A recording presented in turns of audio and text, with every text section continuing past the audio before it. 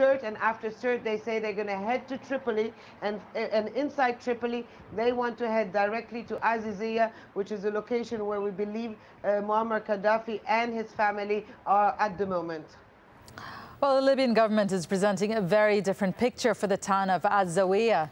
Gaddafi's regime claims it is still in control of the town. It provided this video highlighting Martyrs Square in AlJazeera on Friday. The pictures pinpoint positions where the government say protesters have artillery and weapons. A foreign ministry spokesman says forces have also been told not to engage with protesters in the nearby oil centers. We hope by tomorrow morning life will back to normal in Zawiya.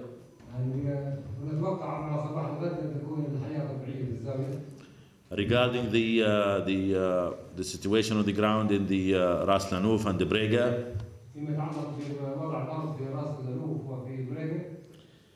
the army is still abiding to the instruction not to engage in severe fighting in those areas. The opposition council, based in the rebel-held eastern city of Benghazi, is pushing for international recognition. The National Council leader Mustafa Abid Jalil told Al Jazeera a number of former diplomats have been appointed to key posts. Ali Isawi, the former ambassador to India, is now in charge of foreign affairs. He will start his work from tomorrow.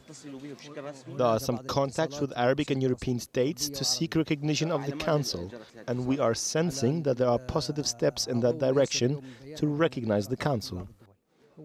There is a military leadership who is coordinating the military activities on the various fronts, and there are specialized and professional people. But the support of the Libyan people is key in these activities. Our goal is to push towards Sirte and break the grip between Musrata and eventually break the hold on Tripoli. The British Ministry of Defence is refusing to confirm or deny a newspaper report saying several of its elite soldiers have been arrested by rebel forces in eastern Libya. The Sunday Times says up to 8 SAS troops were on a secret mission to contact opposition leaders when they were detained. The Libyan government may have lost its grip on several key oil towns, but revenues from the oil sales are still lining the regime's pockets. Despite sanctions from most Western nations, key international players have not pressed for a full embargo. Rory Challens explains. Oil. Libya has it. The rest of the world needs it. Under the hot, dry desert sands lies the source of 95% of the country's export earnings. As the Libyan government cracks down on protesters, the international community is trying to push Colonel Gaddafi's financial pressure points. But this British newspaper says the oil trade is still pumping millions of dollars into the country and potentially into the hands of Gaddafi's regime. Is the money from the central bank being used for the good of Libya, for the citizens and for his economy, or is being used as the pocket money from the Gaddafi family to do whatever they are doing right now in Libya? That's a big question mark that no one can answer.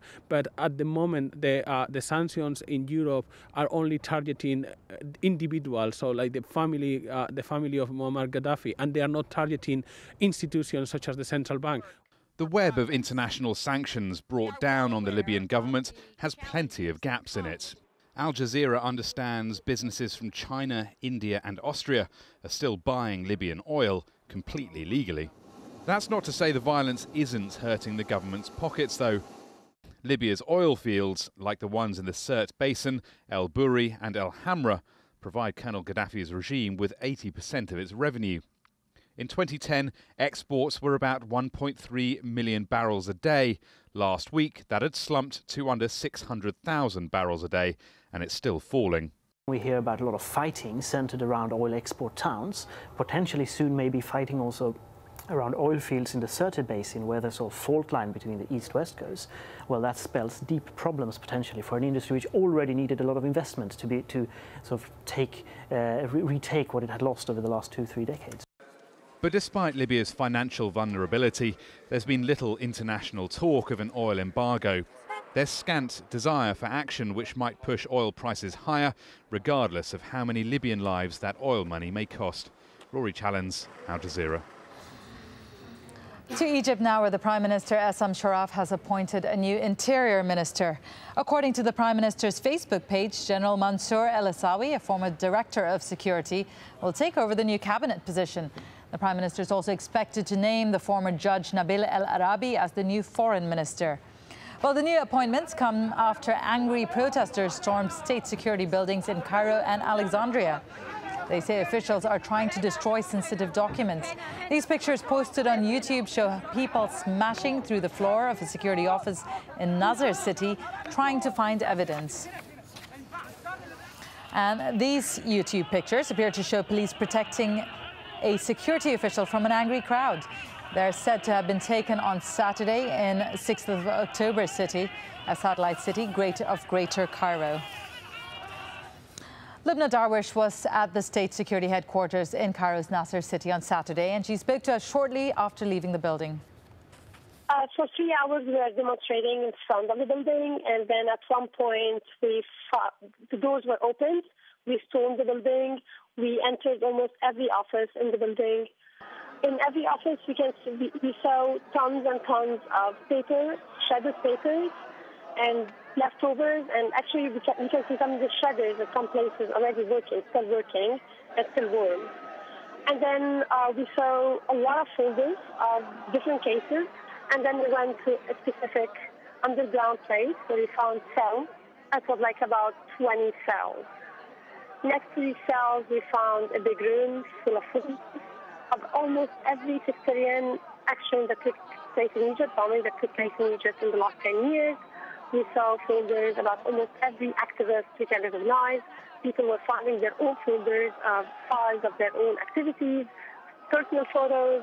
Like there were 5 folders entitled CIA, FBI.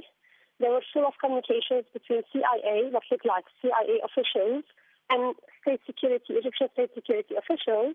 CIA officials asking state security officials to question specific prisoners about specific incidents and in relation to other, what they recognize as extremist groups or extremist individuals.